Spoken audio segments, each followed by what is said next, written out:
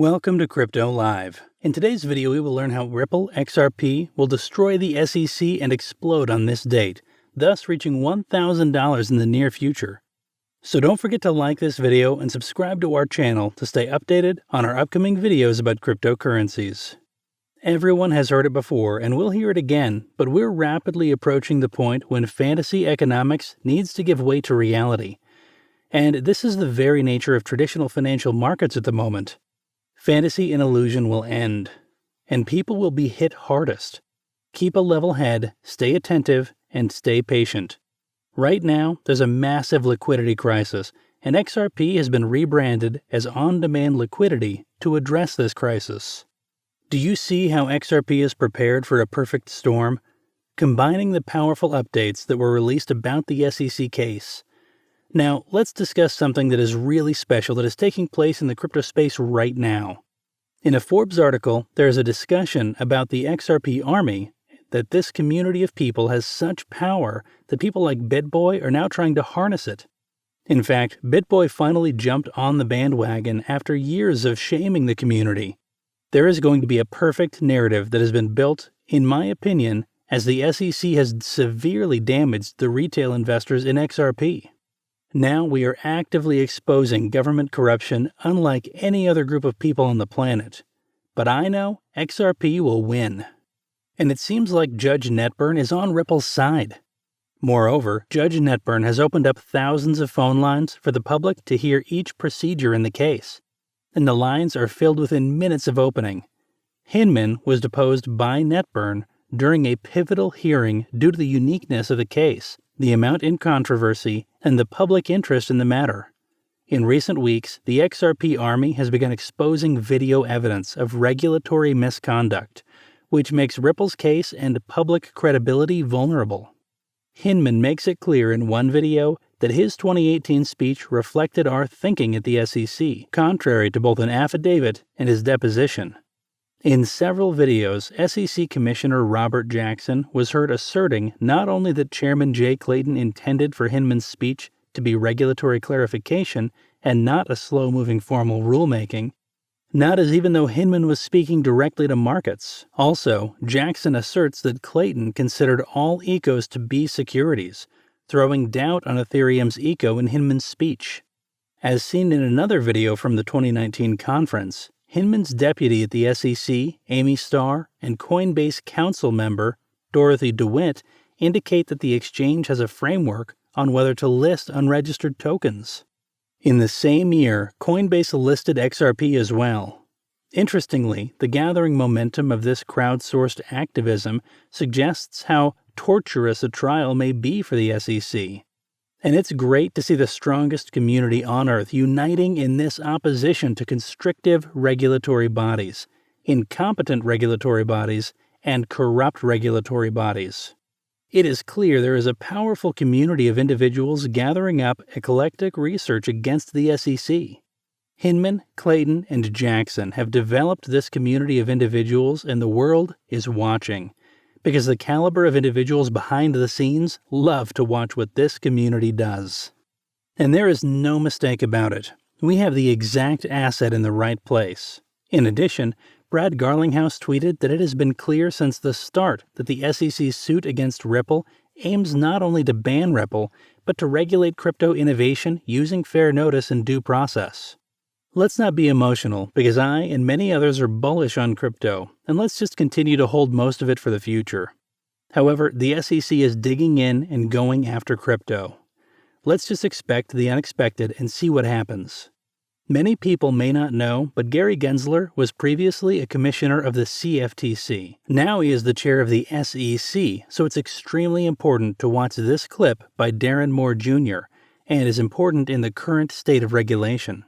He stated that contrary to recent prior CFTC presidents, he believes that a big part of the current CFTC crisis can be attributed to the previous administration's reckless stewardship.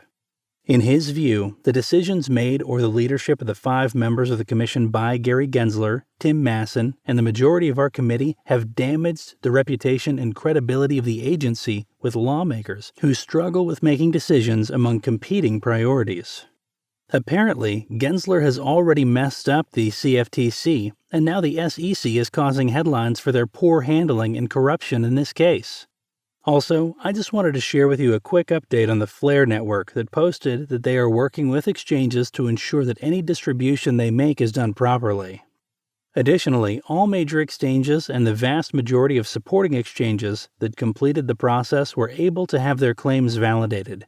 There is no doubt that Flare launch has been impatiently awaited, and many people are reluctant to accept the tax implications of airdropping. So get it together and let's make this happen, as we are about to witness the most beneficial innovation for the XRP community, and perhaps even for the crypto community. You may think that's over the top, but if you know, then you know, and it appears that they are finalizing all the details before the launch. Basically, all bets are off once the Flare network releases these Spark tokens. In addition to passive income and airdrops, XRP's price appreciation and all the airdrops will make generational wealth. Thus, let's focus all our efforts on preparing diligently for the biggest opportunity in the history of mankind.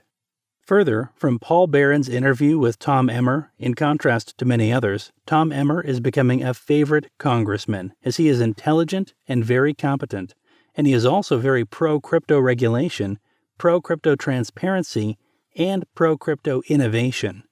His goal is to ensure that after all of the hysteria of the case is over, we have some type of safeguard to ensure that the U.S. is able to win. Representative Emmer was asked if, looking at where the SEC stands right now, there have been some issues in regards to trying to legislate XRP from the standpoint of whether cryptocurrencies qualify as securities. Adding to the question that it's still not clear what regulations we will need, but many in the industry would agree we need to regulate. But they are seeking the right kinds of regulation and whether he thinks the SEC is the best entity to govern and secure blockchain and crypto advancements. Then, Rep. Emmer responded that it's not that he's trying to belittle them, because these are smart people with good careers, but he has a bias when it comes to the regulators. They're not elected. In addition, he stated that it is he who has an election certificate, not them. Added that they are ignorant when it comes to jumping into areas they do not know well, and that is pushing innovation overseas. He also mentioned that he put forward a bill with Darren Soto and Ro Khanna that was introduced in July and would separate digital assets from securities contracts they may or may not have previously been linked to. With this bill, securities law is amended so that the terms investment, contract, and assets are defined. For instance, tokens are investments, contracts, assets. What made him do this?